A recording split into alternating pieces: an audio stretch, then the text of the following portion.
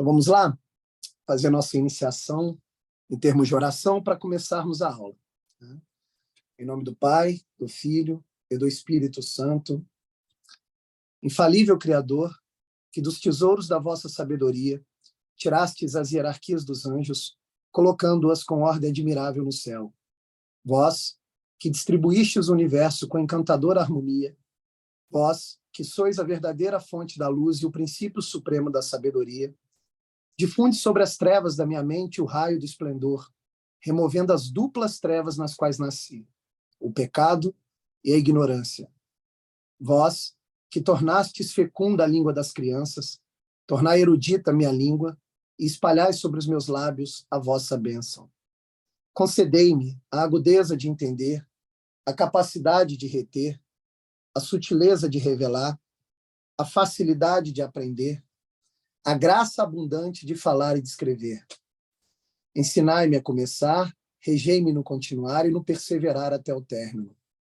Vós, que sois verdadeiro Deus e verdadeiro homem, que viveis e reinais pelos séculos dos séculos.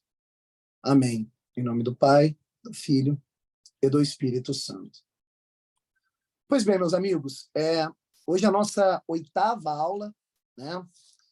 É a segunda aí com a participação ao vivo do Ítalo, e nós estamos aí na caminhada. No entanto, vale lembrar que há pelo menos 2 aulas nós não estamos seguindo a ordem do catecismo.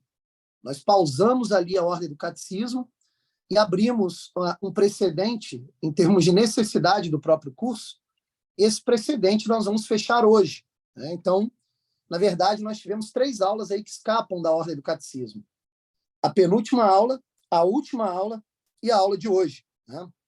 Essas 3 aulas nós não estamos seguindo a ordem do catecismo. Já explico por quê.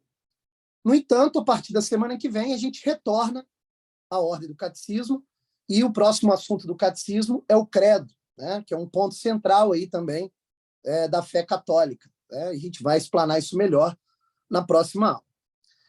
A primeira coisa que é necessário ser explicada é por que nós tiramos essas 3 aulas, né, para poder trabalhar outras questões fora um pouco da ordem do catecismo.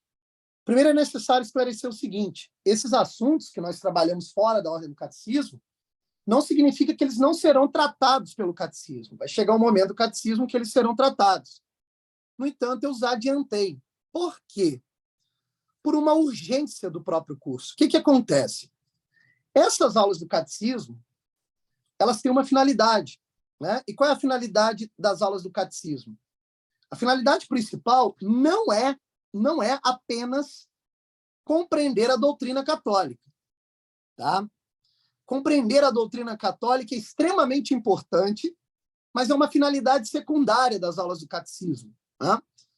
A primeira finalidade da aula do catecismo é tentar centralizar, né, o cristão na vida espiritual. Porque sem essa centralização, a aula do catecismo ela fica inócua, ela fica vazia, né? Então, ela não tem apenas uma utilidade intelectual de compreender a doutrina, mas tem também uma utilidade existencial num primeiro momento. Se eu não consigo fazer com que essas aulas incorporem na minha vida, na minha existência, as aulas do catecismo elas não vão cumprir sua finalidade principal. Daí o motivo de nós retirarmos essas 3 aulas, né, da ordem do catecismo e trabalhar essa questão da vida espiritual. Há 2 aulas atrás, eu considero que nós tivemos aqui a nossa principal aula, tá? Eu acho que só o Irel não estava presente, mas ele viu a gravação. E nessa aula, que eu considero a principal, foi a aula que nós falamos um pouco da graça, da predestinação, né? Da questão do mérito, né? Da questão, falamos um pouquinho do inferno, da salvação. E foi uma aula central, porque não sei se vocês perceberam, de todas as aulas que tivemos até agora, ela foi a mais grave. Ela trouxe uma gravidade para a vida espiritual, né? Você olha para aquela aula e pensa assim: caramba, a minha vida ela é importante. E se eu, de alguma forma, não tomar ciência da importância da minha vida, o que vai acontecer comigo é a pior coisa possível por toda a eternidade. né? Então, aquela aula ela foi importante nesse sentido. A aula passada, ela também sai da ordem do catecismo e tem a ver com a vida espiritual prática, né? Nós aproveitamos a aula, só estávamos aqui eu, o Elias, o Ítalo e o Leonardo, e aproveitamos uma aula para trabalhar com perguntas e respostas, né? Visto que, talvez, de todos os alunos que estão participando aqui do catecismo, o Ítalo, né, e o Leonardo, né, o Nanau, que ainda não está aqui presente, os dois eles têm como é que eu vou dizer, uma visão da vida espiritual mais nova do que a dos demais. Eu conheço o Irel, eu vejo o Irel todo domingo na igreja, eu conheço o Elias, sou amigo pessoal do Elias, né, de bastante intimidade, e o Tiago, que é meu ex-aluno, a gente conversa assim na vida pessoal, e dá para perceber, né, que vocês três, de algum modo, vocês já estão iniciados na vida espiritual, podemos dizer assim. Agora, o caso do Ítalo e do Leonardo são pessoas que estão numa condição até mais especial do que a nossa, que é aquela condição de retorno à igreja, né, de início da vida espiritual. Então, nós aproveitamos a aula da semana passada para responder essas questões providenciais também, e que, na maioria das vezes, nós estamos também tendo a vida espiritual há algum tempo, nós também temos dúvidas, né? Então, a aula da semana passada serviu para isso. E o que nós vamos falar hoje? Hoje é a terceira aula dessa sequência, fora da ordem do catecismo. Na aula de hoje, a gente vai tentar frisar a urgência da vida espiritual. A urgência da vida espiritual. Ou seja, nós temos que, até o final da aula de hoje, compreender o seguinte, que se nós não estivermos dispostos a uma vida espiritual, o negócio não vai dar certo. Eu não vou conseguir ter uma vida cristã da forma na qual Jesus procurou nos ensinar. Então, a aula de hoje ela tenta remeter essa gravidade da vida espiritual, né? Isso é muito importante. A aula de hoje é muito importante, tá? Então, na medida que vocês tiverem perguntas, vocês podem levantar aquela mãozinha amarelinha aí, né? Do programa do Zoom, que aí eu vou observar aqui e aí, no momento oportuno, eu abro para a pergunta ser feita, tá? Se a pergunta você perceber que é muito fora do assunto, você anota ela e depois a gente trabalha ao final da nossa explanação, tá? Vamos lá, então. Primeira coisa que a gente tem que entender da vida espiritual é aquilo que nós falamos na aula da semana retrasada, né, na nossa penúltima aula, que foi basicamente o seguinte: ninguém conseguirá ser salvo por mérito próprio. Isso é central na vida cristã, isso é central na vida espiritual. O que eu quero dizer com isso? Quero dizer o seguinte: se eu quiser estudar a doutrina católica inteira e tentar, através do meu esforço, obedecer tudo aquilo que a doutrina manda eu fazer, eu não vou conseguir. Isso é um ponto fundamental da vida cristã. Então, veja que interessante. O meu esforço não é o bastante para me colocar numa situação de salvação. Eu não posso esquecer isso na vida cristã, né? E eu estou colocando isso como uma questão central porque durante muito tempo, eu não entendia isso. Eu acreditava no seguinte: pois bem, tem aqui um conjunto de regras, tem aqui uma explicação mais ou menos racional de como funciona a vida cristã, eu vou compreender isso intelectualmente e vou tentar direcionar minha vontade para obedecer todos esses preceitos. Beleza, vou fazer tudo isso, Deus vai verificar ponto a ponto e vai me aprovar. Pronto, estou salvo. Eu acreditava nisso. Mas a coisa não funciona assim. Então, o primeiro ponto que eu quero destacar aqui, que a gente tem que tomar consciência, é isso.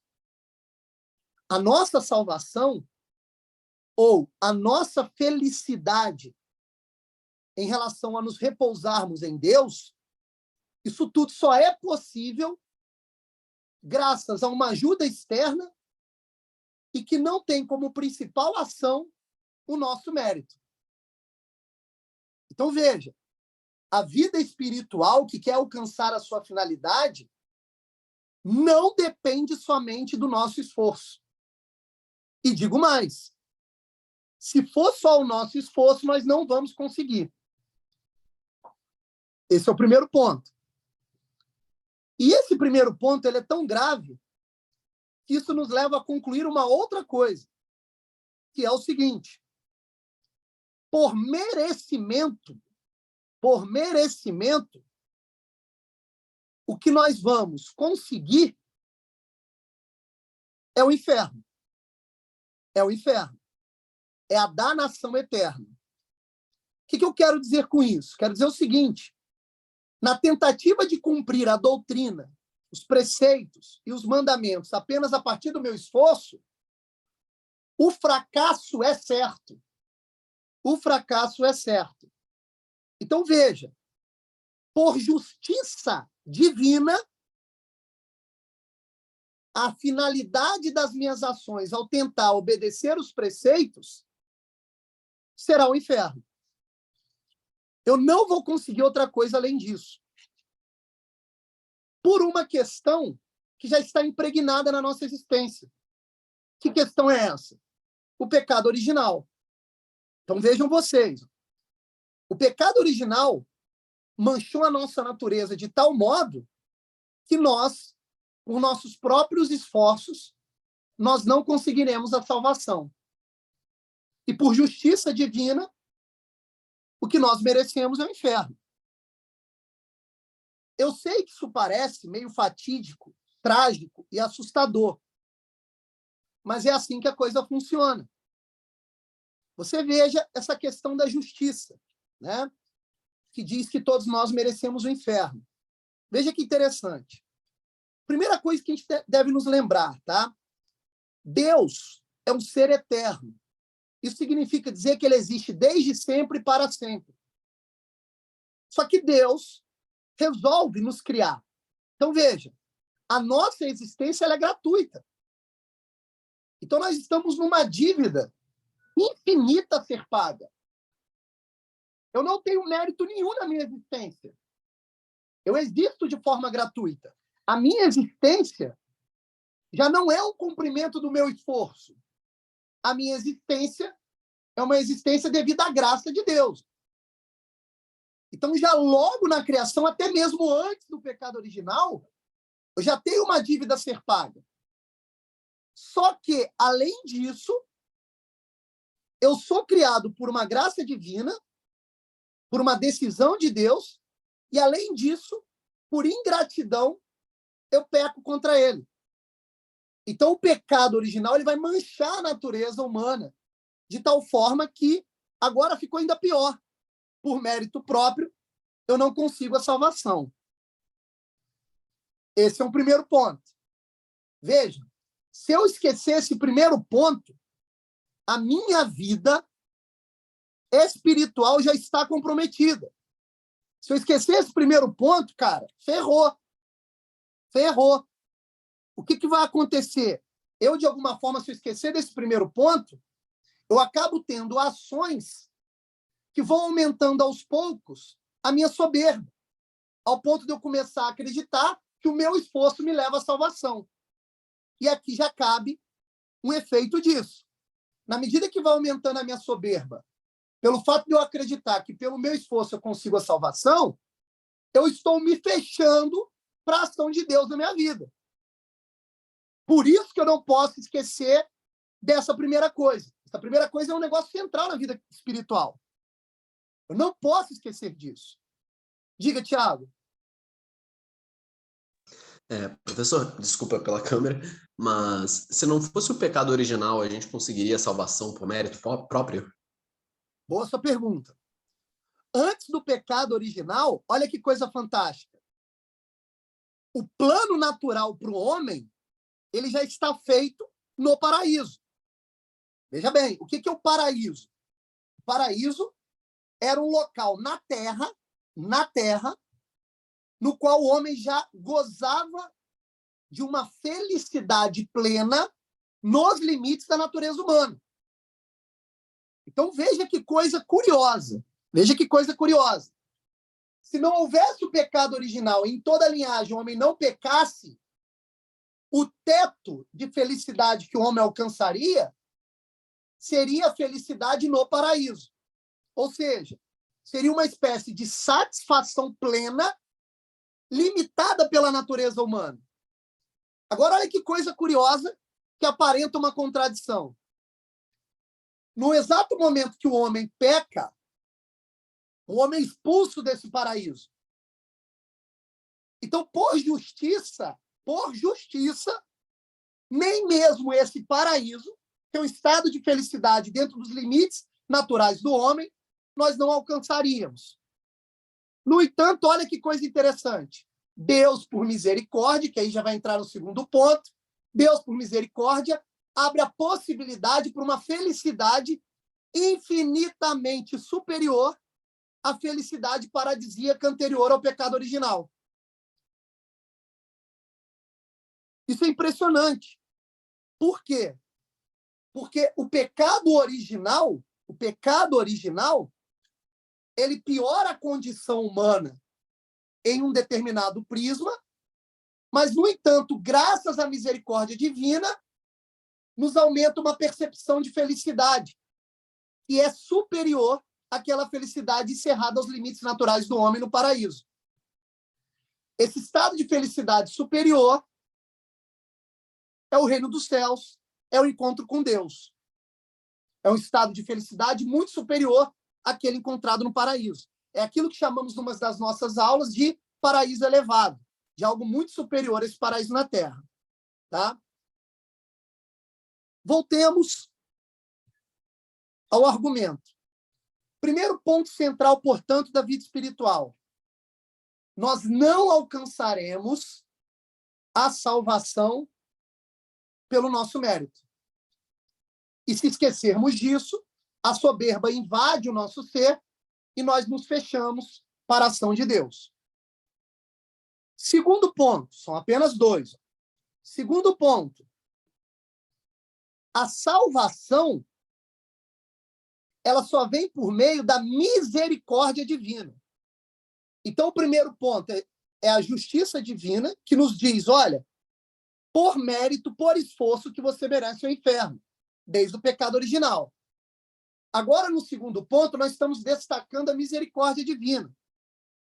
O que é a misericórdia divina? É o seguinte, Deus, justamente por ser misericordioso, ou seja, por entender a miséria do coração dos homens, Deus, através da graça, age na vida do homem e o chama para a salvação, enriquecendo a existência humana a partir de dons sobrenaturais que capacitam o homem, agora sim, a obedecer à lei, a obedecer à doutrina, a obedecer os preceitos. Então, veja, a salvação do homem não pode ocorrer por mérito da ação do homem, mas, no entanto, só pode ocorrer mediante a graça cedida por Deus. Eu não posso também esquecer desse segundo ponto. Por quê? Esse segundo ponto impele, na minha existência, uma ação. Que ação é essa? Uma ação que visa acordar a minha existência à graça que eu vou recebendo de Deus. Então, a minha ação ela vai se abrir para a graça, eu vou me humilhar perante Deus, vou falar, olha, Deus, sozinho eu não consigo. E eu vou me abrir para Deus e vou tentar liberar o canal de ação para a graça. É aquilo que eu falei em uma das aulas. Eu vou limpando a minha casa para que a graça possa agir e mover a minha vontade de algum modo. A graça divina não mexe o meu braço, não mexe o meu corpo para lá e para cá. Eu não sou robozinho da graça. Meu livre-arbítrio continua existindo. O que a graça faz é mover a minha vontade, ou seja, me chamar, me atrair. Só que, para eu ser atraído, eu tenho que estar aberto à graça. Então, a ação do livre-arbítrio humano é agir de acordo com essa graça. Porque eu já entendi que sem a graça eu não serei salvo. Que sem Deus eu não serei salvo. Que sem nosso Senhor Jesus Cristo eu não serei salvo. Então, antes da pergunta do Tiago, 2 pontos centrais que eu não posso esquecer para a vida cristã, para a vida espiritual. Primeiro ponto, eu não serei salvo apenas pelo meu mérito, apenas pela minha ação. Se eu esquecer disso, a soberba me invade e eu me fecho para a graça, e que por justiça eu mereço o inferno. E o segundo ponto, que por misericórdia divina, Deus age na minha vida, cedendo um dom sobrenatural, ou seja, não é um dom que eu exercitei, é um dom sobrenatural, que age na minha vida de modo que me atrai ao ponto de, depois da ajuda dele, eu consigo aí sim obedecer à doutrina, fazer com que a doutrina incorpore na minha existência e eu passe a amar a obediência à lei. Percebe? Então, esses 2 pontos são centrais na vida espiritual. Diga lá, Tiago. Perfeito, entendi. Só uma curiosidade.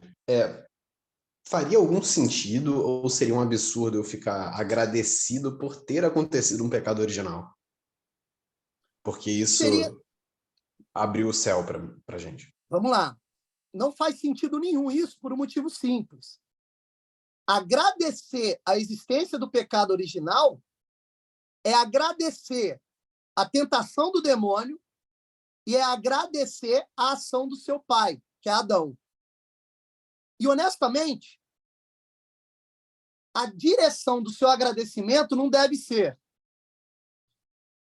nem Satanás e nem o homem. A direção do seu agradecimento deve ser Deus. Então, veja, vai aparecer uma tentação que pode te levar à soberba ao tentar entender toda essa narrativa por essa lógica que você acabou de expressar. Ó.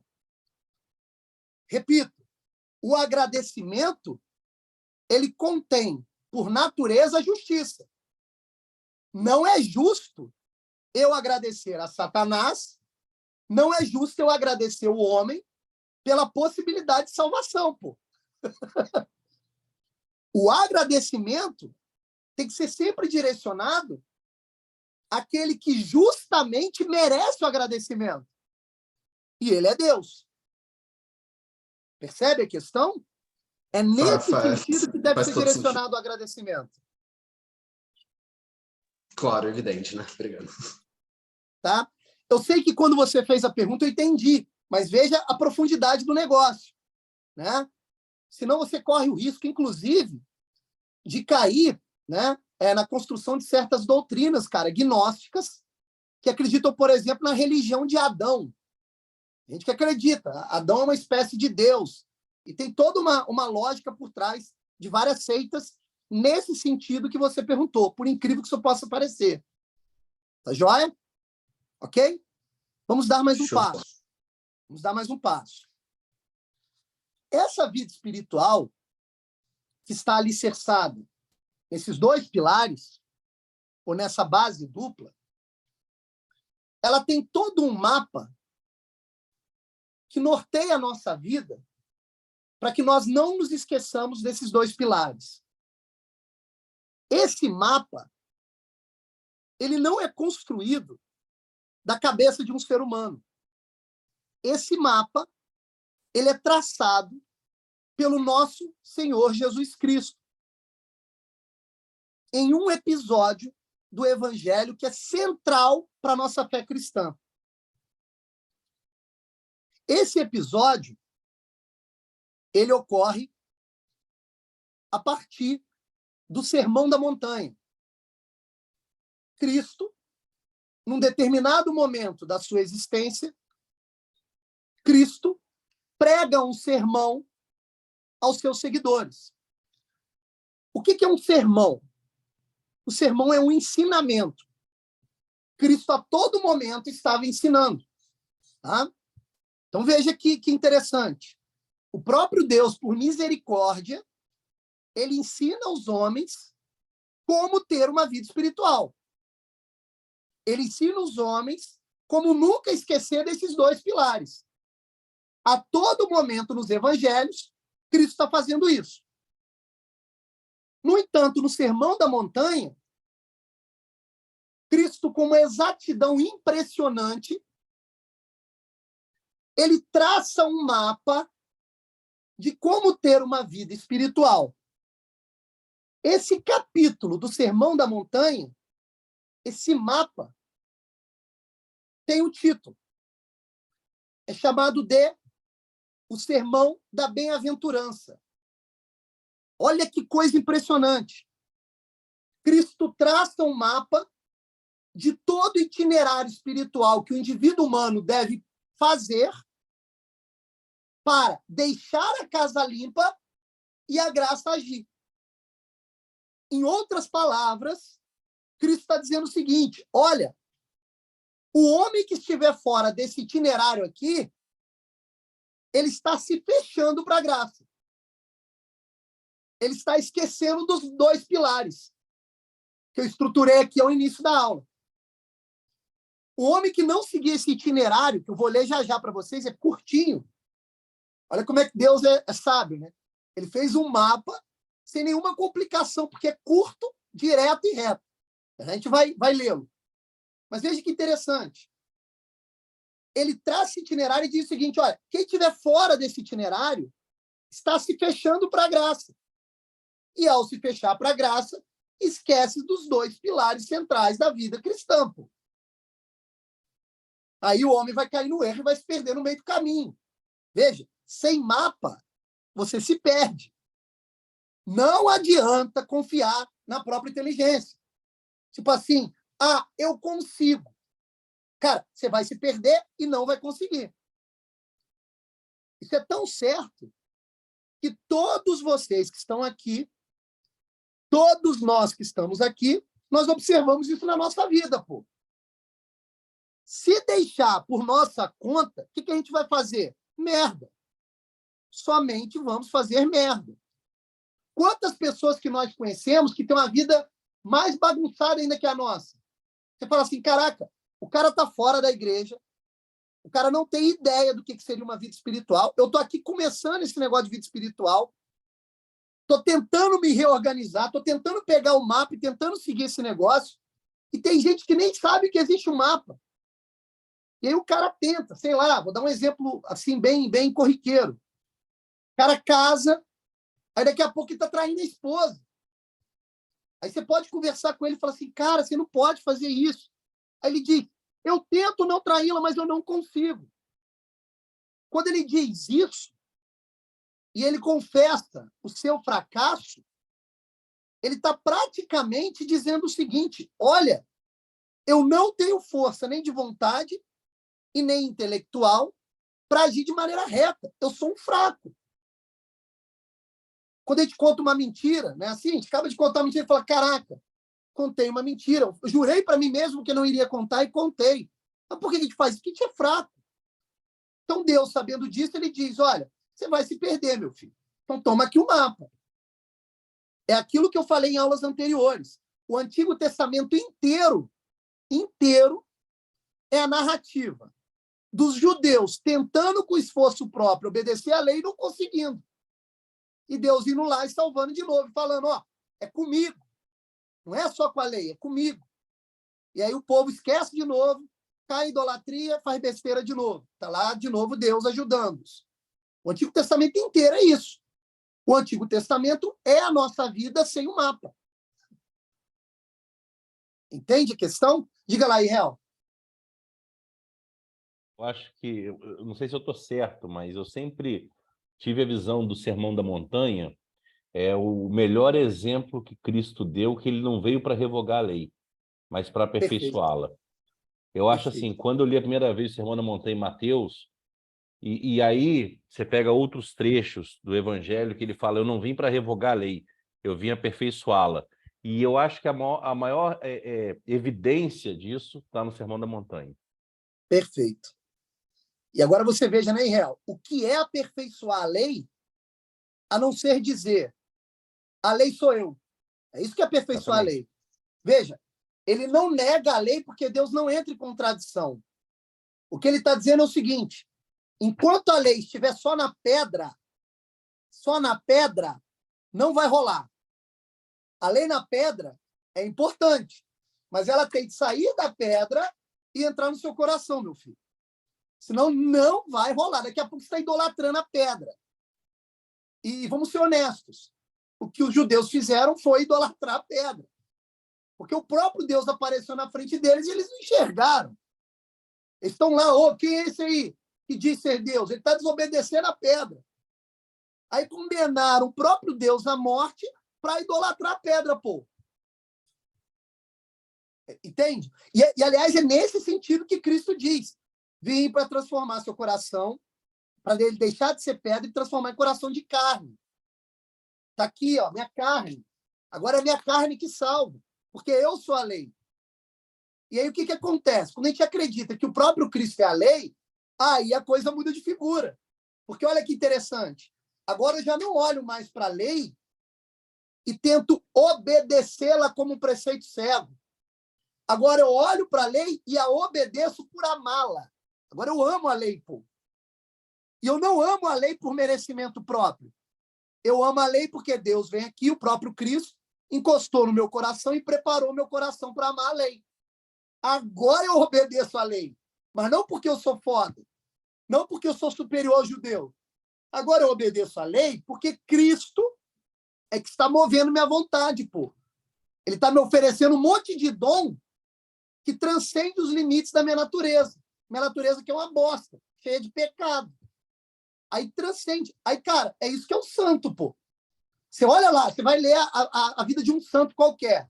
Você fala assim, não, isso daqui é impossível. Isso aqui que esse santo está fazendo é impossível. É óbvio que você acha impossível. Porque, no fundo, não é ele que está fazendo. É o próprio Cristo. E o santo é aquele cara que percebeu isso. Ele deixou a casa limpa, a graça veio, e agora ele é apenas um mecanismo da graça. Quando você olha para um santo, você não vê um ser humano. Quando você olha para um santo, você vê o próprio Cristo. É isso que é aperfeiçoar a lei. Diga. Só agora que você falou sobre o amor, e aí o amor a Cristo, eu não sei onde eu li, agora pode ser que embole a aula, eu não quero criar uma polêmica, mas Sim. eu sei que a salvação pode ir pelo amor ou pelo temor. Você temer a Deus também pode ser salvo.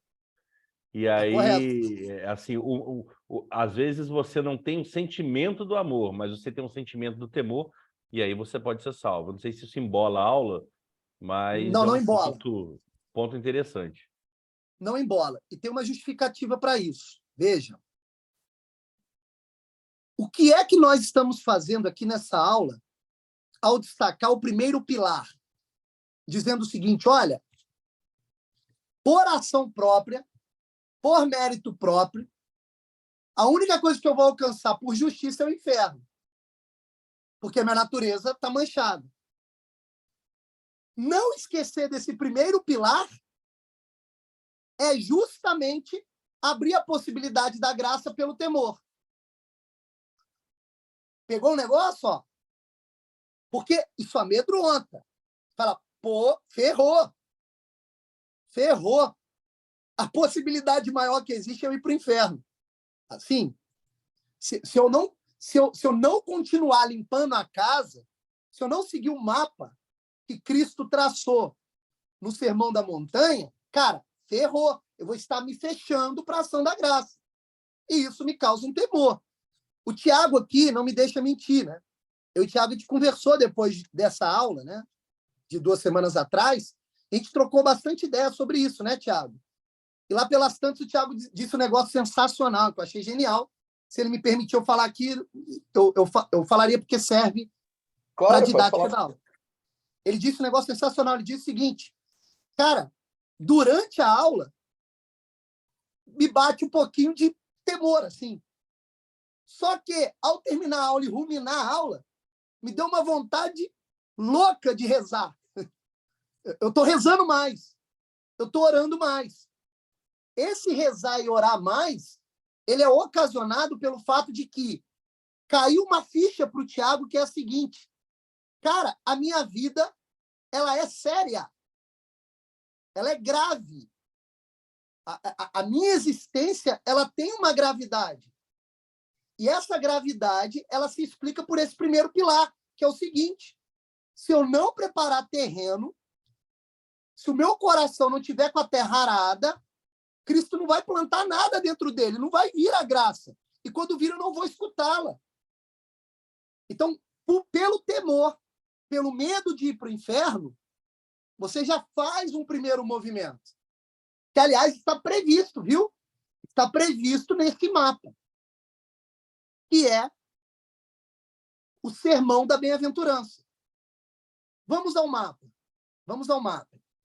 Olha que belo que é esse texto. E olha que, quando a gente não toma ciência da gravidade da nossa existência, esse texto ele perde a beleza e ele fica inócuo. Ele só ganha sentido depois que a gente toma consciência disso. Olha o que diz o texto. Vendo Jesus as multidões, subiu ao monte e sentou-se. Rodearam os discípulos e ele pôs a ensiná-los, dizendo, agora vem, né, o sermão dele. Esse sermão, já vou avisar, ele é dividido em 7 partes. E essas 7 partes obedecem uma mesma fórmula.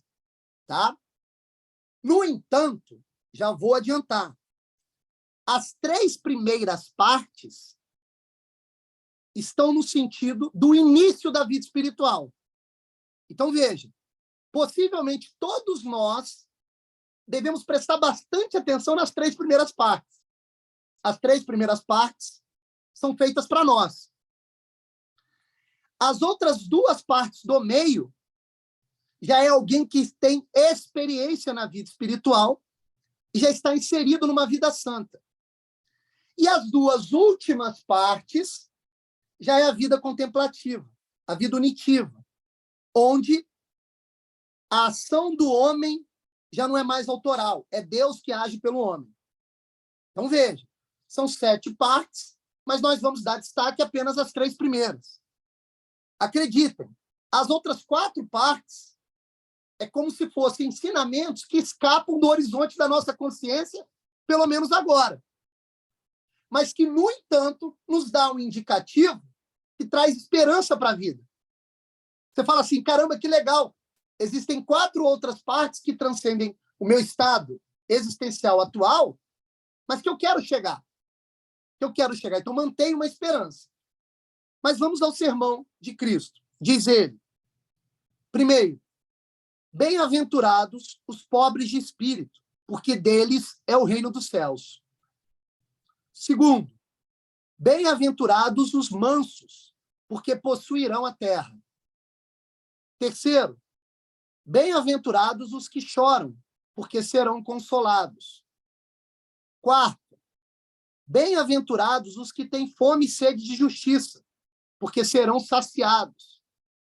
Quinto, bem-aventurados os misericordiosos, porque alcançarão misericórdia. Sexto, bem-aventurados os puros de coração, porque verão a Deus.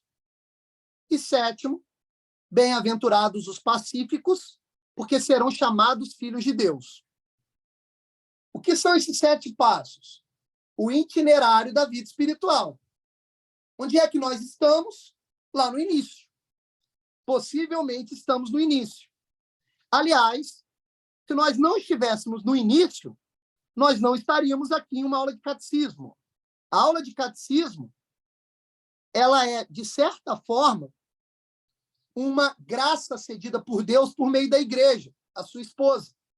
Não sei se você sabe, mas simbolicamente, o catolicismo, ele pontua a vida espiritual como um organismo, no qual o corpo é a igreja e a cabeça é o próprio Cristo. Então, a igreja possibilita para nós, através do catecismo, adentrar a vida espiritual. E aí nós devemos nos concentrar nesses 3 primeiros itens citados pelo próprio Cristo. Vamos, então, dar destaque a esses 3 primeiros. Tá? Nós temos que terminar essa aula, não sei se eu vou encerrar os 3 primeiros, mas a gente tem que encerrar essa aula com a seguinte consciência, que é a seguinte, bem, é extremamente urgente que a minha casa esteja limpa. É extremamente urgente que minha casa esteja limpa. Se eu sair dessa aula sem esse tom de gravidade da minha própria existência, quer dizer que a aula não funcionou. Daí a necessidade dessa aula. Prestemos atenção no primeiro. Bem-aventurados os pobres de espírito, porque deles é o reino dos céus. Esse é o primeiro passo do itinerário de uma vida espiritual. O que quer dizer isso? Quer dizer o seguinte, para você adentrar a vida espiritual, você tem de tomar consciência de que você é pobre de espírito. Quando ele diz, bem-aventurados os pobres de espírito, significa, tome consciência que você é pobre de espírito. E o que significa tomar consciência que você é pobre de espírito? Primeira coisa, essa pobreza aí não é material. Não é material. O homem ele tem um corpo e tem uma alma. E o ponto mais alto dessa alma é o espírito. Cristo está dizendo que esse ponto mais alto é pobre. E o que nós possuímos nesse ponto mais alto? Que é o espírito, que é o ponto mais alto da alma. Nós possuímos inteligência e vontade. Então, sabe o que Cristo está dizendo para nós? Ele está dizendo o seguinte, devido ao pecado original, o seu intelecto e sua vontade estão totalmente bagunçados. Eles não conseguem reger suas paixões materiais. E você, meu filho, você está todo fragmentado. Justamente por ser um pobre de espírito. Você não é senhor da sua vida. Sua vida é toda torta, toda fragmentada, devido ao pecado original. Então, a primeira coisa que você tem que fazer é tomar consciência que você é pobre de espírito. Percebe? Se você não tomar consciência que você é pobre de espírito, nem esse primeiro degrau aí você pisa nele. Percebe a questão? Né? O que eu quero dizer com isso? Eu lembro da minha vida antes de eu voltar para a igreja. A minha vida antes de voltar para a igreja era uma vida muito mais fragmentada do que é hoje. Por quê?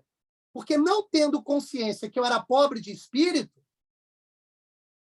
eu era tão fragmentado, mas tão fragmentado, que eu era um morto-vivo. Eu tinha uma vida viva em relação à minha alma, que anima o meu corpo, mas eu tinha uma morte espiritual já no agora. Ou seja, eu me fechei para a graça e passei a viver apenas fisicamente nesse mundo material, como um animal, totalmente à mercê do mundo, fragmentado. Então, veja que coisa interessante. Existem 3 instâncias da existência humana. O corpo, a alma que dá vida ao corpo e a graça, que age sobre o espírito. Então, quando eu não tenho consciência que eu sou pobre de espírito, o que eu estou fazendo? Eu estou fechando a minha vida para a graça. Aí, o que sobrou? Sobrou a minha alma e meu corpo. Então, vai faltar uma graça sobrenatural que age sobre a minha existência para unificar a minha vida em direção a Deus. E aí, nesse sentido, a minha vida está fragmentada. Então, qual é o primeiro movimento que eu tenho que fazer para ter uma vida espiritual? Tomar consciência que eu sou um pobre de espírito. Se eu não tomo essa consciência, o reino dos céus está fechado para mim. Percebe a questão? É isso que significa a pobreza de espírito. É eu reconhecer conscientemente que eu estou podre por dentro, que eu sou fragmentado, que eu sou apenas sujeira, que eu estou na lama, que a minha vida é uma merda. E não adianta riqueza material, não adianta sucesso na vida profissional, não adianta ter uma família de propaganda de margarina, não adianta ser bem aceito na família, não adianta nada disso. Porque isso daí não vai te tirar da pobreza espiritual. Porque tudo isso é apenas riqueza material. E a riqueza material não traz embutido nela a riqueza espiritual. Percebem o que eu estou dizendo? E aqui entra um detalhe importante. Isso aqui é muito sério, tá? Enquanto eu não tomo consciência que eu sou um merda e que eu estou todo fragmentado por dentro, que a minha paixão puxa para um lado, minha vontade para outro, meu intelecto para outro, eu estou todo fragmentado, estou todo dividido, enquanto eu não tomo consciência disso, eu caio no engano. E que engano é esse? É eu achar que a coleção infinita de alegrias materiais podem um dia me trazer uma felicidade. Porque, veja bem, não tem como fugir disso. Eu tenho um espírito, que é a parte mais alta da minha alma e que me diferencia dos animais.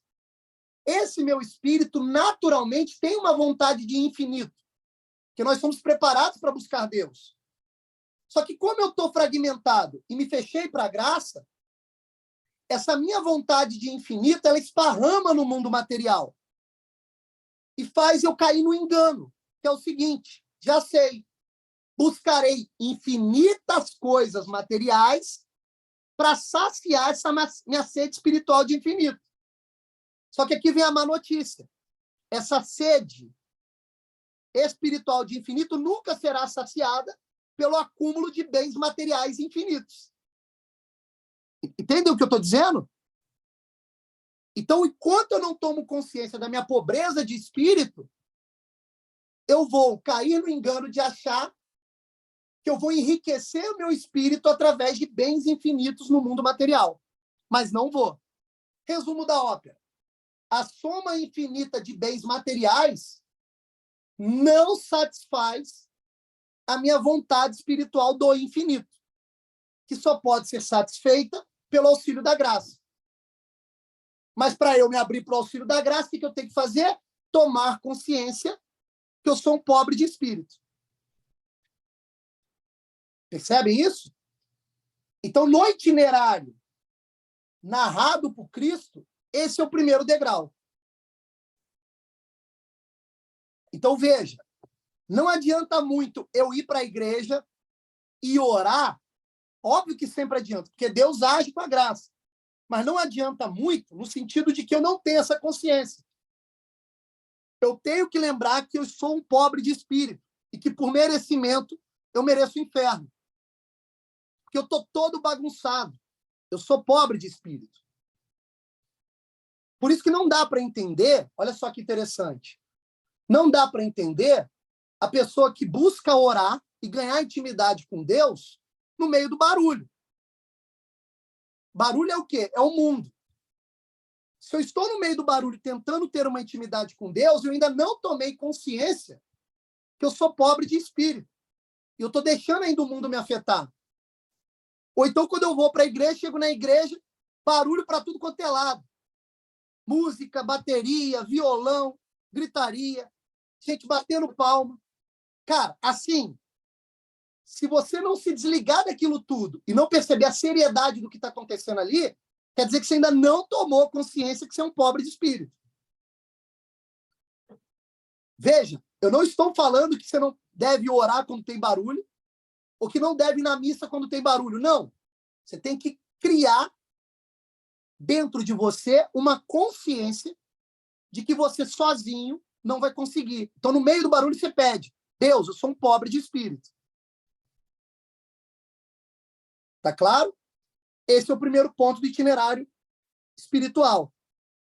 O segundo ponto diz: bem-aventurados os mansos, porque possuirão a terra, que também está em consonância com o início da vida espiritual.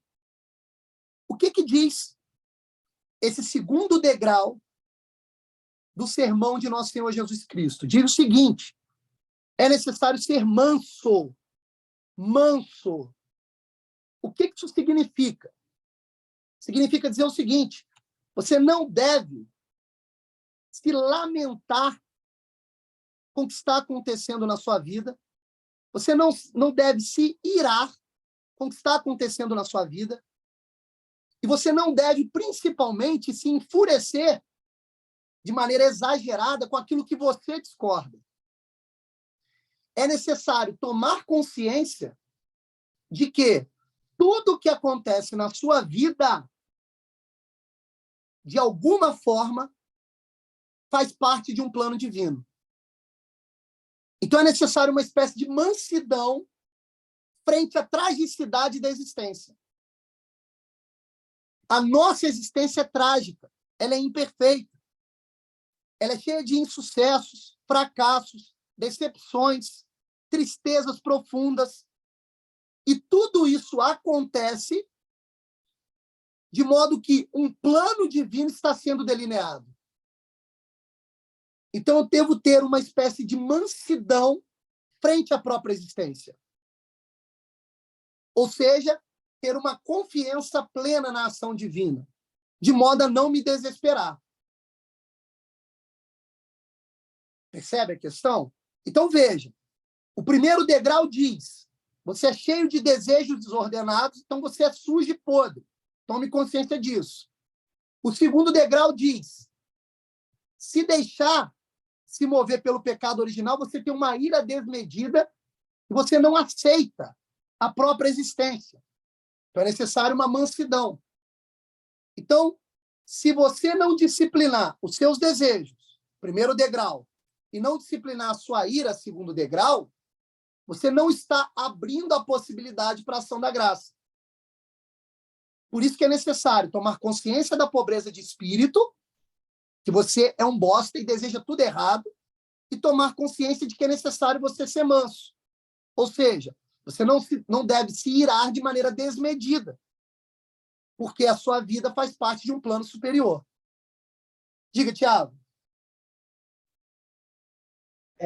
Quando você diz de maneira, se irar de maneira desmedida, como distinguir o que seria desmedido na prática? Porque às vezes a ira é o bom, né? Às vezes você precisa de ira para fazer alguma coisa. Perfeito. Veja bem, o nosso irar medido é aquele que é adequado justamente à circunstância. Então, por exemplo, aconteceu uma injustiça, eu posso agir contra essa injustiça, porque a injustiça me enraivece, e sabendo que eu posso agir e colher um bem maior, eu vou agir a partir de uma ira justa.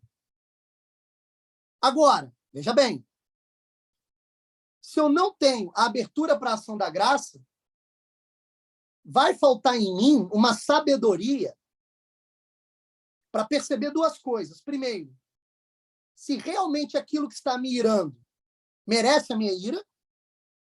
E segundo, eu analisar se eu tenho meios de ação para colher dali um bem maior. Só que tem um detalhe. Essa clareza eu só consigo ter se antes disso eu for manso. Ou seja, eu tenho uma vida de mansidão. Uma vida na qual eu falo assim, cara, esse mundo aqui, o reino de César, ele é realmente o reino da angústia, da agonia e do sofrimento. Se eu não tenho essa mansidão, eu começo a achar que o autor da justiça que vai resolver os problemas do mundo sou eu. E eu passo a me irar com qualquer coisinha. Percebe a questão? Como é que você diferencia um homem sábio de um homem imaturo? Né? Um homem prudente de um homem imaturo? Né? O homem prudente é aquele que percebe a circunstância, observa o problema, percebe o grau de injustiça ocasionado pelo problema, percebe a sua própria ira e ajusta a sua ira em uma ação para resolver a situação e colher um bem maior. Esse é um homem prudente. O que é um homem imaturo? O homem imaturo é aquele que não faz nenhuma dessas análises e qualquer impulso de ira dentro dele, ele já é obediente a esse impulso. Então, ele não tem mansidão. Veja, o homem prudente, ele é sempre manso frente à situação, por mais que aquilo desperte uma ira nele. Ele é manso. Ele é manso. Veja, Cristo, que é o exemplo perfeitíssimo que nós temos, você recolhe ali 2 episódios dele. Você tem Cristo tomando tapa na face e virando a outra face. Veja a mansidão ao perceber a situação para recolher um bem maior na situação. Mas você tem o mesmo Cristo expulsando os vendilhões do templo na base da chicotada. Mas peraí, Cristo está sendo contraditório, pô. Uma hora ele vira o rosto passivamente e na outra hora ele, enfurecido, expulsa os vendilhões na base da chicotada. Que história é essa? Ele não está entrando em contradição. É porque a mansidão de Cristo é perfeitíssima ao ponto dele avaliar a situação, perceber a circunstância e liberar ou segurar a ira, de modo que a sua ação sempre recolha um bem maior do que se ele agisse por impulso.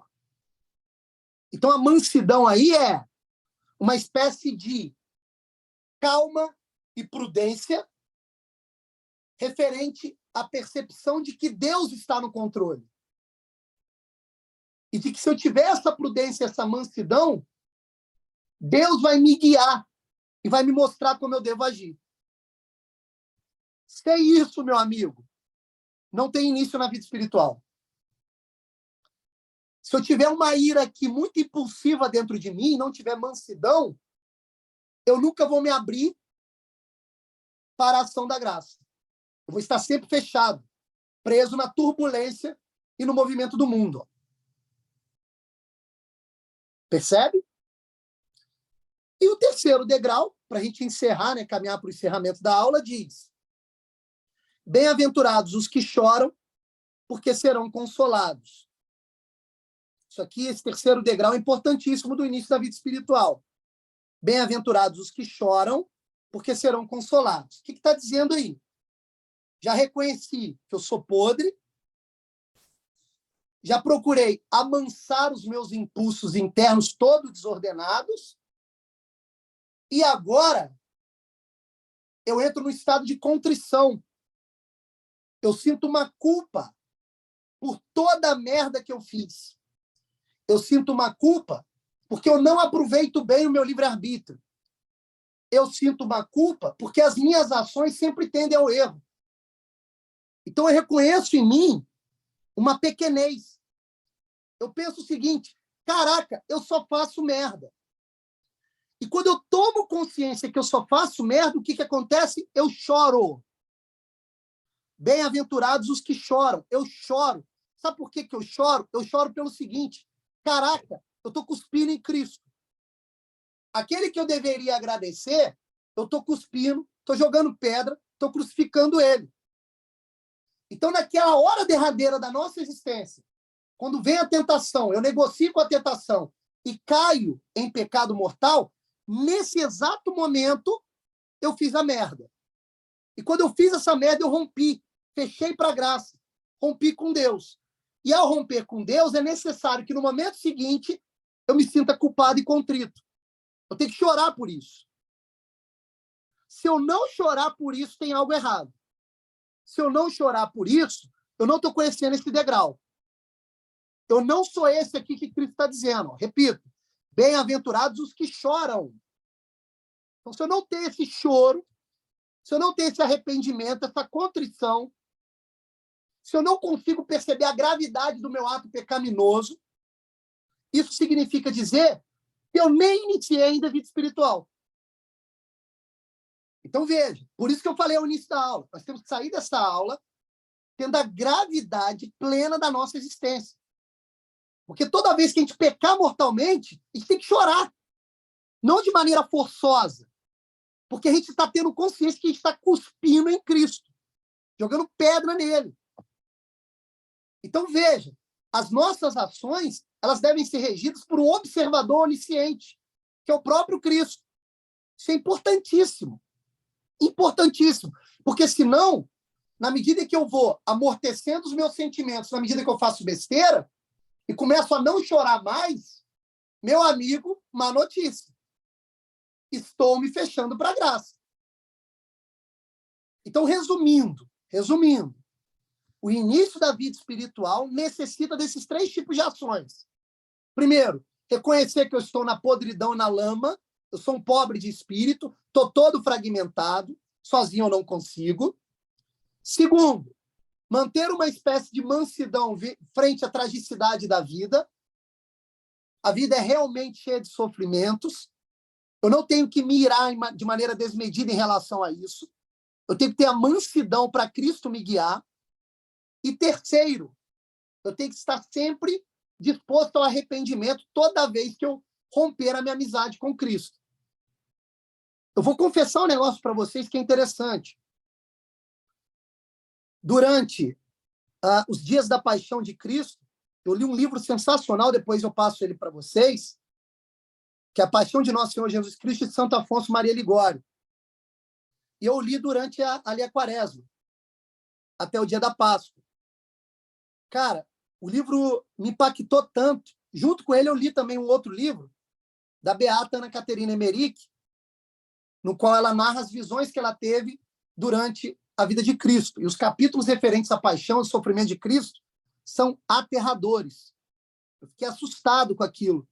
E, num determinado momento, os dois autores dizem o seguinte: se a narrativa da paixão de Cristo te comove e te causa uma tristeza profunda, saiba você que você estava lá crucificando e jogando pedra nele.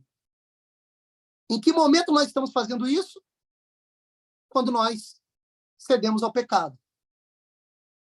Então é necessário sempre lembrar disso, porque quando eu cair em pecado, esse choro tem que aparecer, ó. Esse arrependimento tem que aparecer.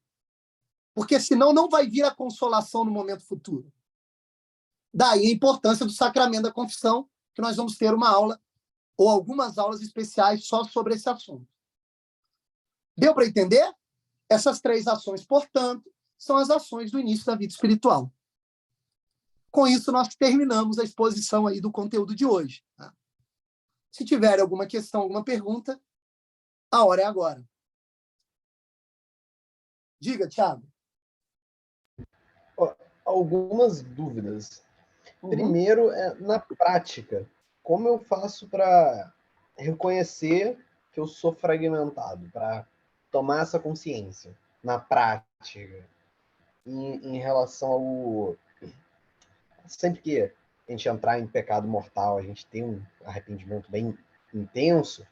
Quando eu costumava entrar em pecado mortal e estava já no processo, eu tinha arrependimento, mas não era nada... Era só um arrependimentozinho. Não era nada muito intenso. Como é que eu faço na prática para adquirir essa consciência, realmente? Excelente pergunta. É importantíssimo meditar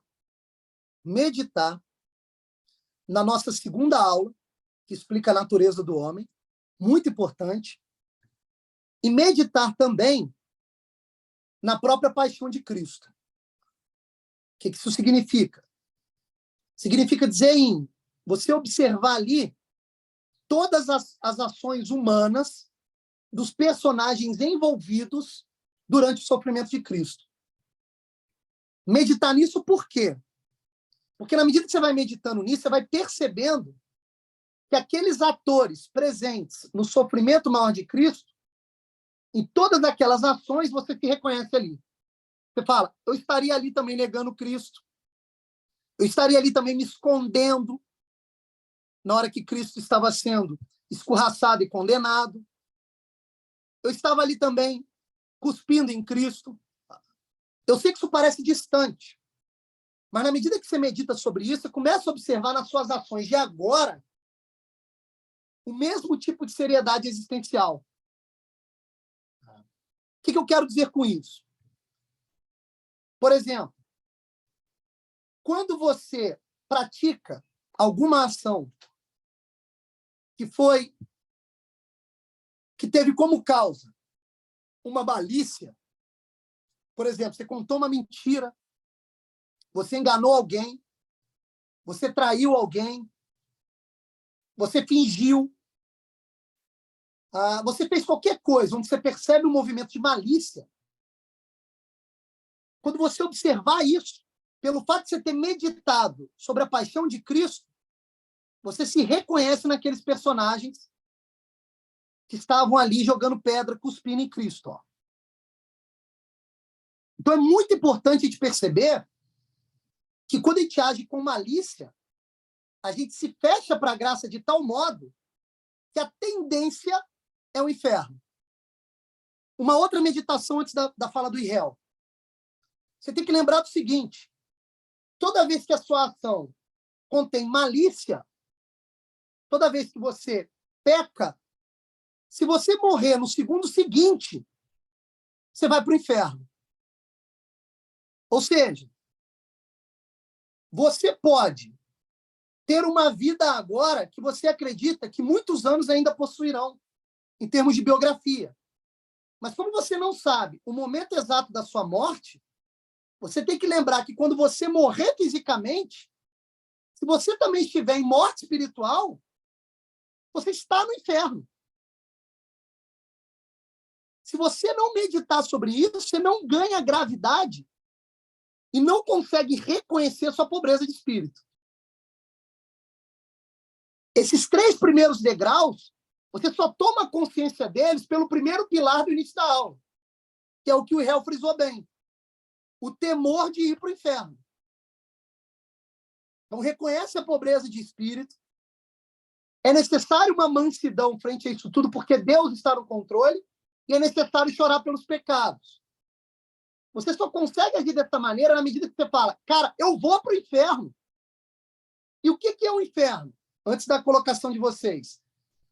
Aliás, eu nem vou explicar o que é o inferno. Vou tentar trazer aqui uma ilusão, uma ilusão em termos de imagem, para pelo menos vislumbre distante do que seria o inferno. Imagine você.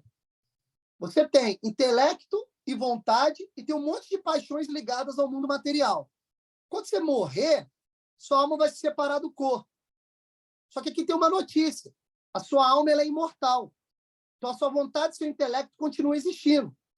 Só que como a sua vontade e seu intelecto eram fracos, visto que você é pobre de espírito, e nunca reconheceu isso, eles continuarão a procurar satisfações materiais, mas agora você já não tem corpo e não tem mundo. Você vai sofrer sabendo que nunca você vai conseguir saciar seus desejos. E esse sofrimento será por toda a eternidade. Como se você tivesse sendo queimado eternamente no fogo, que vai fazendo você sofrer, sofrer, sofrer cada vez mais, e você tendo a consciência de que não tem mais salvação.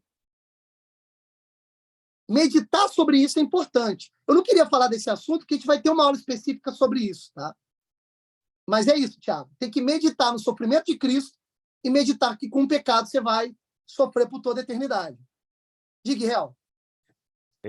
Você tinha falado daquela questão: se você tivesse na paixão de Cristo, se você tivesse apedrejado, se você tivesse, ou seja, porque na verdade é a consciência do pecado, né? Você está ali, você peca, você está pecando contra Deus. Se Pedro, que foi o nosso primeiro Papa, negou Cristo 3 vezes na paixão, que dirá nós? Exatamente. Dirá nós. Exatamente. Agora, uma dúvida técnica. A gente falou sobre tá tratando sobre o Sermão da Montanha. Esse primeiro passo chama as Beatitudes, né? Que são dos bem-aventurados. O Sermão da Montanha ainda tem outras partes, né? E aí você dividiu essas bem-aventuranças em 7 partes, sendo que as 4 primeiras são para nós. As 3 primeiras. As 3 primeiras. E depois Você tem uma... Pode falar. A restante, né, as 4 restantes serão para uma vida mais espiritual voltada para a santificação. Perfeito. Agora, por exemplo, quando você fala dos mansos, ele também não se confunde com aquele da bem-aventurança dos pacificadores? Perfeito. Vamos lá. E é uma dúvida que eu tenho assim. É porque eu acho que eles meio que se completam. Para mim, na minha sensação, para mim sempre foi para a nossa vida, igual falar dos pacificadores, que eles são chamados filhos de Deus, o que sofrem por causa da justiça, e aí são aqueles mesmos que têm fome e sede de justiça. Eu sempre me confundi isso. Agora que você me falou, eu fiquei meio... Excelente pergunta. Vamos lá. Perdido. Não, a gente vai localizar agora. A cada degrau da vida espiritual, não anula o degrau anterior. O degrau anterior ele é fortificado pelo degrau seguinte. O que eu quero dizer com isso? Quando eu chego no último degrau, já na vida contemplativa e unitiva com Deus, que diz: bem-aventurados os pacíficos, porque serão chamados filhos de Deus, esse pacíficos ou pacificadores já é uma ação que extrapola o nosso horizonte de consciência, porque Deus já está agindo por aquele indivíduo humano e essa ação já é aparente no mundo de tal modo que está pacificando, ou seja, está contribuindo de maneira ativa no desígnio de Deus. Não é a mesma coisa da mansidão lá atrás. Na mansidão lá atrás, ainda é muito esforço nosso e menos ação da graça. No último degrau, já é menos esforço do indivíduo, quase zero, e quase pura graça. Mas isso, em real, não quer dizer que, na medida que um santo chega no último degrau, os outros degraus deixam de existir. Muito pelo contrário. Todos os outros degraus, eles continuam existindo e são potencializados pelo degrau seguinte. Eu não quero destrinchar os outros 4 degraus, porque eu acho que didaticamente não vai funcionar na aula. Porque a gente vai ter que entrar na questão da vida do santo. Uma questão que ainda, de alguma maneira, está distante. E veja, esse distante que eu coloco não é um distante que causa desesperança. Muito pelo contrário. Está querendo nos dizer o seguinte, que até mesmo o santo, ele em algum momento adentrou a vida espiritual. E ao adentrar a vida espiritual, ele teve consciência da pobreza de espírito, ele foi manso e ele chorou pelos pecados e continua fazendo isso tudo, até o último dia da vida dele, mesmo alcançando o 7º degrau. Essa separação, é bom deixar claro e real, não é uma separação construída por mim, tá? Essa separação, ela é repetida pelos padres da igreja, pela tradição católica, tá? E esses degraus, inclusive, eles também são interpretados pelos 7 dons do Espírito Santo, que vão ter aulas específicas sobre isso. Porque olha que coisa interessante, real. Para cada um dos 7 degraus, uma graça é fornecida por Deus e que vai fortalecendo a nossa vida espiritual. E essa graça que é fornecida a cada degrau subido, nós chamamos de dons do Espírito Santo. E nós vamos ter aqui a oportunidade de destrinchar um a um. Então, o meu objetivo aqui não é reconhecer ainda os dons do Espírito Santo. A interpretação que eu estou fazendo aqui é uma primeira interpretação, que é do itinerário espiritual. Então, eu estou olhando para esses 7 degraus a partir do olhar do homem. Ou seja, o que o homem tem que fazer no seu livre-arbítrio para abrir a possibilidade da graça? Depois vamos ter aulas que nós vamos voltar às bem-aventuranças e agora fazer um outro tipo de interpretação que não contradiz a primeira, que é a seguinte: qual é a graça que Deus está cedendo para nós a cada degrau? Entende o que eu estou dizendo? A riqueza, o tesouro que está nos evangelhos é tão maravilhoso, é uma misericórdia tão grande, que na medida que você olha para o evangelho no mesmo trecho, de novo, e de novo, e de novo, e de novo, uma riqueza nova sai dali, sem contradizer a anterior, como se o texto fosse se atualizando no momento da sua existência. Então, o texto das Sagradas Escrituras ele não é morto, ele é vivo. Deus está ali agindo, ele vai se atualizando no capítulo da sua existência, no capítulo da existência do irreal.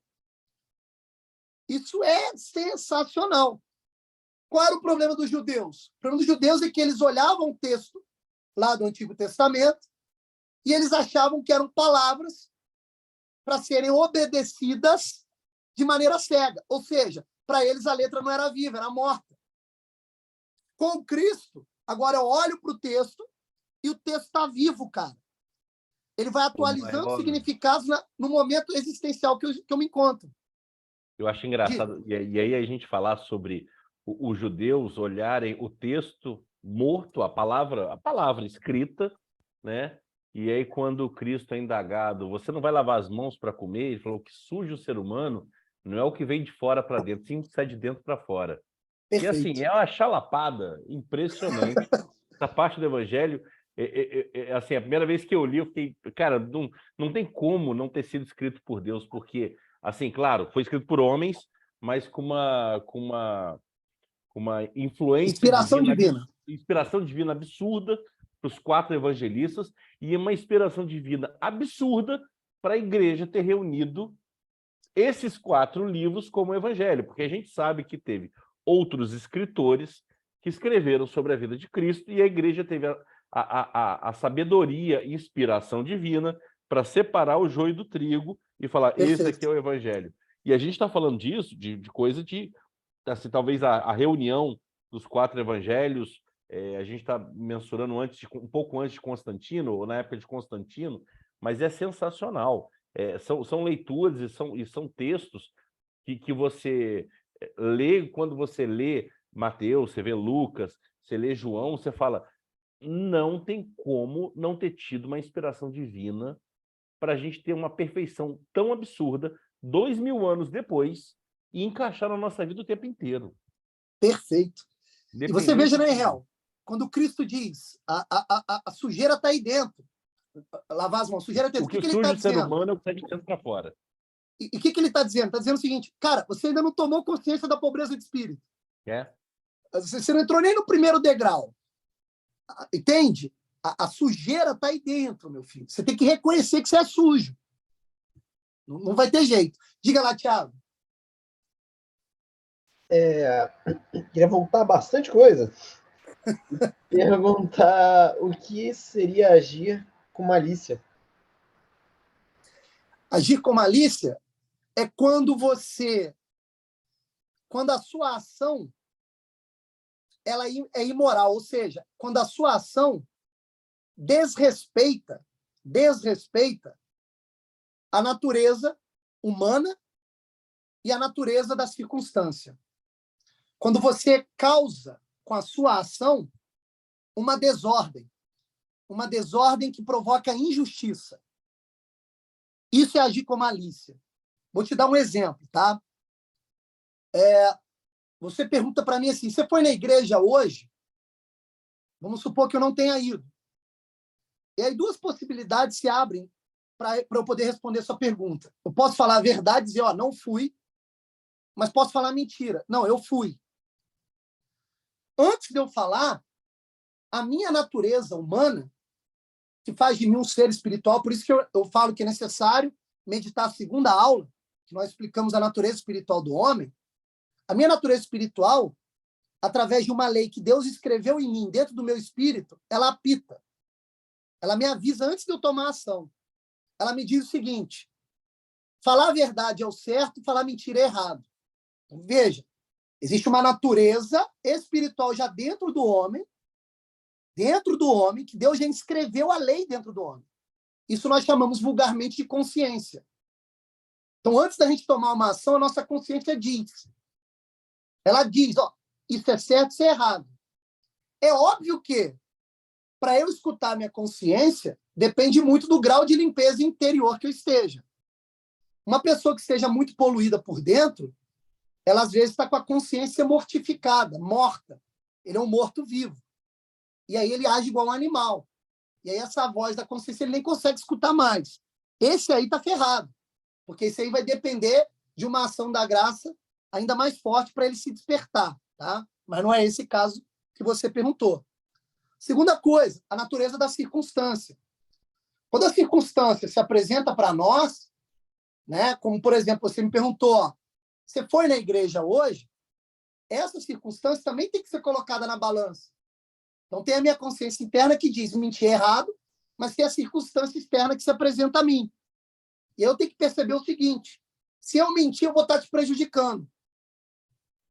E eu não posso te prejudicar, porque eu não gostaria de ser prejudicado. Então, tem uma circunstância externa, a natureza da circunstância externa, que se apresenta para mim. Percebe? E tem ainda uma terceira coisa. Quando eu vou agir mediante uma circunstância que se apresenta e eu não tenho muita clareza, nem pela minha consciência interna e nem pela circunstância externa, o que eu devo fazer? Eu devo orar e pedir a Deus para que eu tome a melhor ação. Quando eu não faço isso,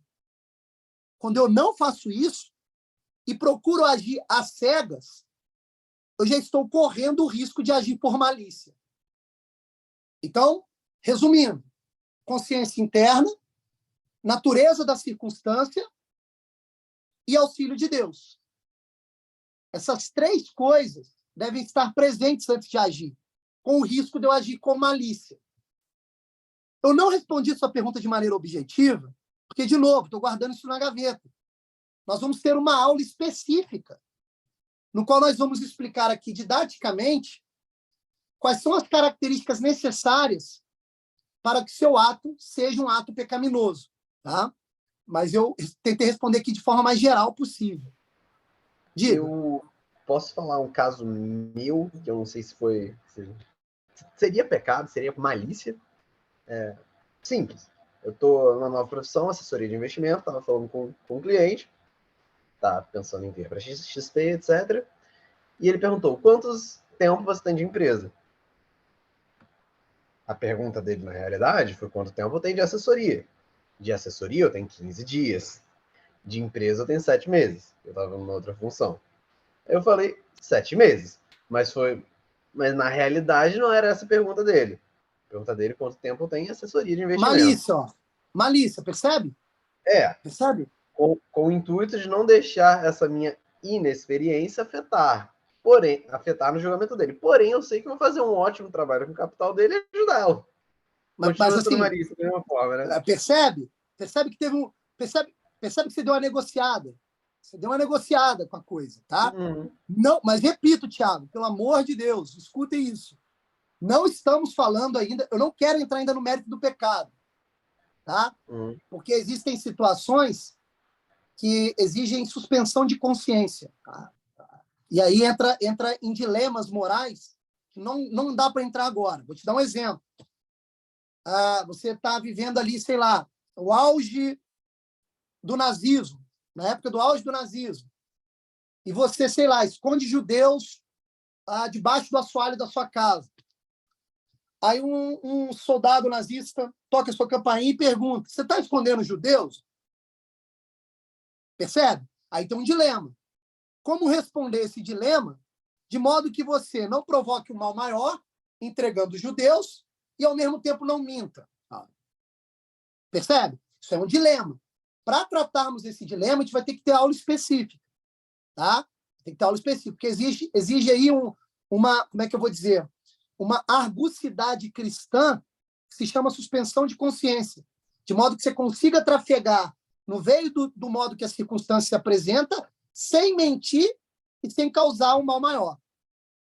Percebe? Mas eu não vou entrar nesse mérito. Agora, perceber a malícia na nossa ação, por incrível que possa parecer, não é algo difícil. Não é nada difícil, inclusive. Tanto é que quando a gente conta uma mentirinha, mesmo que pequena, a gente percebe no momento seguinte. Fala, pô, causei aqui uma desordem. Cara, eu entendi o que ele perguntou, mas eu negociei com o momento. Eu entendi. Tá? Remonta um pouco a queda do homem, que é engraçado, né? Quando a serpente abre o discurso com Eva, ele abre um campo de negociação. Qual é o problema de Eva? Ao invés dela continuar focada em Deus e sair dali, ela entra na negociação, ela entra no jogo lógico. E nesse momento que ela entra no jogo lógico, ela está abrindo a possibilidade dela mesma agir com malícia. Então, assim, eu te peço paciência, Thiago. Nós vamos ter aulas, né? Principalmente quando tratarmos o sacramento da confissão, no qual nós vamos deixar claro aqui o que é pecado venial, o que é pecado mortal, como é que a malícia pode ser categorizada como pecado, entende? Então, a gente espera, a gente vai guardar isso na gaveta e vamos abrir aí no momento oportuno, tá? Esse em específico é bem importante, que eu tô no meio que tem mentira para tudo quanto é lado. Então, depois a gente pode falar no privado? Pois é, sim, com certeza. É fogo, né? Porque a gente aqui fica num dilema, cara, entre pagar o preço da sequência das aulas e, ao mesmo tempo, estar atento à urgência daquilo que está sendo perguntado. A gente faz o seguinte, inclusive, tá? Eu vou passar um texto muito fácil de entender e simples de entender, que nos faz ter ali uma prova real das nossas ações para categorizá-las ali, pelo menos nesse primeiro momento, como malícia, né? E isso pode facilitar, pelo menos, o grau de urgência da existência de agora. Diga aí, Hel. Acho que falar de malícia, eu como advogado, né? Já é algo difícil. Mas, Thiago, eu escutei o que você falou. Vamos lá. Tem uma questão que eu acho que é muito importante, e aí é uma opinião minha, não é uma opinião do Roberto, não é uma opinião da igreja. Primeiro, eu acho que o mais importante é você tentar ser o mais claro possível. Se ele te pergunta quanto tempo você tem de empresa, ele te pergunta quanto tempo você tem de empresa. Você se preparou 7 meses para chegar no momento onde você está agora. Sem os 7 meses anteriores, você não seria consultor. Primeiro ponto, tá? Então, assim, eu não vejo tanta malícia. Você está 7 meses se preparando. Você está 7 meses estudando. Eu não vou chegar lá na sua empresa agora e vou virar um consultor. Eu teria que passar por um período que você passou de maturação para atingir o grau de expertise que você atingiu para você se tornar um consultor. Agora, você pode também, nesse momento, ser claro e falar assim, olha, eu tenho 7 meses, me preparei 7 meses, tem 15 dias que eu fui promovido ao cargo de consultor. Agora, pão, queijo, queijo. Se ele te pergunta quanto tempo você tem de empresa, quanto tempo você tem de empresa. Eu vou dar um exemplo de um caso que eu tive há pouco tempo, numa reunião de 2 clientes meus. Eles estavam negociando um valor altíssimo, uma negociação de R$2 milhões. E eu vi que queria dar uma de malícia para o outro. Falei, não. Um escorregou e esqueceu de botar 400 mil no meio da negociação. Eu parei a reunião, falei, peraí, os 2 são clientes meus. Virei para o meu cliente, que estava sendo meio que assim, enganado pelo outro, são amigos. Falei, você tem certeza que está fazendo? Você está abrindo mão disso, daquilo. Eu vi que o outro ficou puto. Mas ele parou, ele não ficou puto comigo. E aí, o que estava sendo meio que, vou botar assim, enganado, não é isso mesmo, é isso mesmo. Ele assinou. Passou 1 hora, ele me liga. E eu assinei errado. Eu falei, eu sei, eu te avisei 3 vezes. Você vai assinar? Você vai assinar? Você assinou. Ele falou, poxa, mas estava errado. Eu falei, deixa que eu vou resolver. Liguei para o outro e falei, poxa, olha só, sacanagem. Você viu que ele não entendeu, eu expliquei 2 vezes e ele entrou na história. O cara falou assim, aí quando você consegue ser às claras, o outro falou, você tem razão, Hel, muda lá o contrato, eu realmente ganhei esses 400 mil dele. E a gente alterou de novo e voltou ao status quo e ajustou. Eu acho assim, se você tentar... olha, na minha vida eu tenho o tempo inteiro isso.